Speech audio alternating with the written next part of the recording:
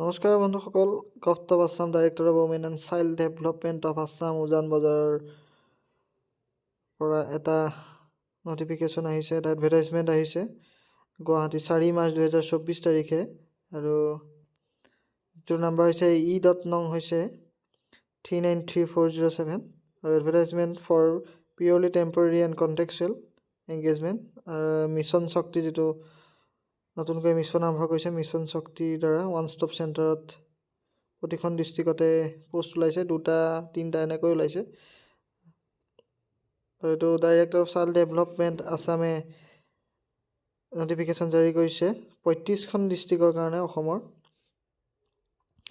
এইটো আপোনালোকে এই যিটো মই মাৰ্ক কৰি দিছোঁ ৱেবছাইট, সেইটোত গৈ আপোনালোকে অনলাইন এপ্লিকেশ্যন ছাবমিট কৰিব পাৰিব। 5-3-2024 তাৰিখৰ পৰা আৰম্ভ হৈছে 25-3-2024 5 বজালৈকে, সন্ধিয়া 5 বজালৈকে এই লিংকটো খোলা থাকিব।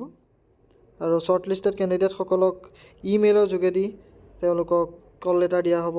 ছেপাৰেটলি কল লেটাৰ কাকো ঘৰলৈ পঠিওৱা নহ'ব বুলি ইয়াত লিখিছে।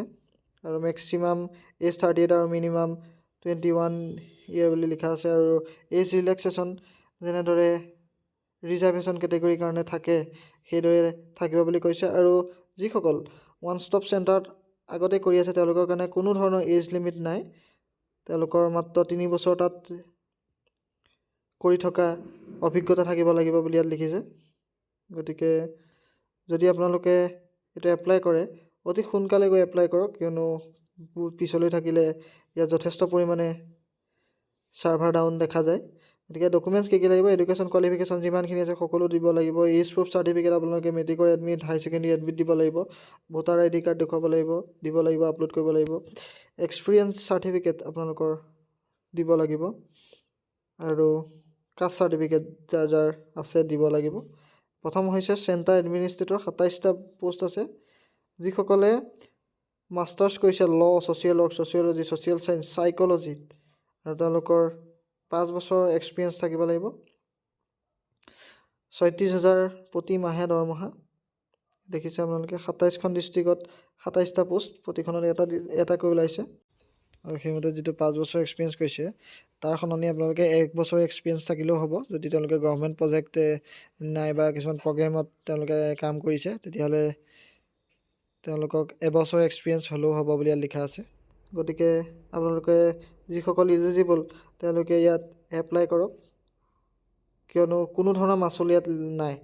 গতিকে ফ্ৰীভাৱে এপ্লাই কৰিব পাৰে। আপোনালোকৰ যদি এক্সপিৰিয়েঞ্চ নাই তেতিয়াও আপোনালোকে এপ্লাই কৰি চাব পাৰে, কাৰণ আপোনালোকে ইণ্টাৰভিউটো দিবলৈ গ'লে বহুতো সুবিধা হয়, কিয়নো এক্সপিৰিয়েঞ্চ হয় তাৰ পৰা বহুত। তাৰপাছত আছে কেছ ৱৰ্কাৰ, 60 পোষ্ট খালী আছে। এনি ওমেন বেচেলৰ ডিগ্ৰী হ'ব লাগিব। এইকেইটা পোষ্ট কেৱল মহিলাৰ বাবেহে। যিসকলে social work, sociology, social science, psychology, ল ইয়াত বেচেলৰ ডিগ্ৰী কৰা আছে, তেওঁলোকৰ এইটো পোষ্টৰ কাৰণে এপ্লাই কৰিব পাৰিব। 33টা ডিষ্ট্ৰিক্টৰ কাৰণে পোষ্ট ওলাইছে। তাৰপিছত আহিলে কাউন্সিলৰ, 35টা পোষ্ট। যিকোনো ওমেনে প্ৰফেচনেল ডিগ্ৰী, ডিপ্ল'মা চাইক'লজি বা চাইকাট্ৰি বা নিউৰ'চায়েন্স এইকেইটাত যদি কোনোবাই প্ৰফেচনেল ডিগ্ৰী বা ডিপ্ল'মা কৰি থৈছে তেওঁলোকে ইয়াত এপ্লাই কৰিব পাৰে। 25,000 টকা প্ৰতি মাহে। আৰু 36খন ডিষ্ট্ৰিক্টত ইয়াৰ পোষ্ট আছে। Office assistant with computer knowledge, any graduate, ইয়াত কোনো মহিলা বা পুৰুষ বুলি কথা নাই, সকলোৱে এপ্লাই কৰিব পাৰে। এনি গ্ৰেজুৱেট যাৰ কম্পিউটাৰ ডিপ্ল'মা আছে তেওঁলোকে ইয়াত এপ্লাই কৰিব পাৰিব। 3 বছৰৰ এক্সপিৰিয়েঞ্চ থকা হ'লে বেছি ভাল। তেওঁলোকে data management, process documentation, web based reporting formats, video' conferencing at the stage of district level, এইকেইটাত তেওঁলোকে দক্ষতা থকা হ'ব লাগিব বা আগতে কাম কৰা অভিজ্ঞতা থাকিব লাগিব। 20,000 টকা প্ৰতি মাহে ইয়াত দেখা পাইছে আপোনালোকে। 28খন ডিষ্ট্ৰিক্টৰ কাৰণে ওলাইছে। তাৰপাছত আহিলে মাল্টি পাৰ্পজ ষ্টাফ, কুক, 94টা পোষ্ট খালী আছে। যিকোনো ওমেন মেট্ৰিক পাছ হ'লেই হ'ব, কোনো ধৰণৰ এক্সপিৰিয়েঞ্চ দৰকাৰ নাই। আৰু যিসকলে সখীত বা এনেকুৱা ধৰণৰ ওৱান ষ্টপ চেণ্টাৰত আগতেই কৰি আছে কাম, তেওঁলোকে ইয়াত এপ্লাই কৰিব নোৱাৰে। 14,000 টকা প্ৰতি মাহে চেলাৰী হিচাপে দিব। গতিকে আপোনালোকে অতি সোনকালে যিসকলে এপ্লাই কৰিব বিচাৰিছে এপ্লাই কৰিব পাৰে, কিয়নো 45 বছৰলৈকে আপোনালোকে এপ্লাই কৰিব পাৰিব এজ ৰিলেক্সেশ্যন লগাই মেলি। আৰু অসমৰ প্ৰতিখন ডিষ্ট্ৰিক্টতে পোষ্ট আছে, প্ৰায় 3টাকৈ পোষ্ট প্ৰতিখন ডিষ্ট্ৰিক্টৰ বাবে আছে। গতিকে যিসকলে এতিয়া এপ্লাই কৰিম বুলি ভাবিছে এপ্লাই কৰক সোনকালে।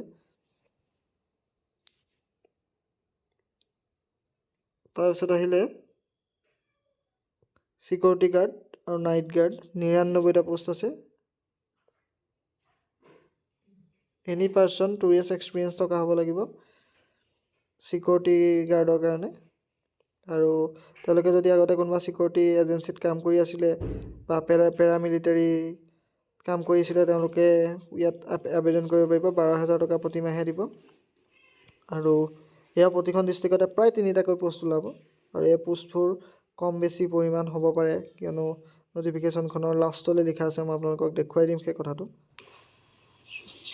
ইয়াত লিখা আছে যে অথৰিটিয়ে যিকোনো কাৰণতে এই এডভাৰটাইজমেণ্ট পষ্টপন বা কেঞ্চেল কৰিব পাৰে, আৰু তাৰ বাবে সেই সম্পূৰ্ণ অথৰিটিটোৰ ওচৰত সেই পাৱাৰটো থাকিব বুলি কৈছে। আৰু যিকেইটা পোষ্ট ইয়াত ওলাইছে সেই আটাইকেইটা পোষ্ট ট্ৰেন্সফাৰেবল বুলি জনাইছে। আশা কৰিছোঁ ভিডিঅ'টো চাই ভাল পালে। ভিডিঅ'টো শ্বেয়াৰ কৰি দিব, লাইক কৰি দিব আৰু চেনেলটো ছাবস্ক্ৰাইব কৰি দিবলৈ নাপাহৰিব।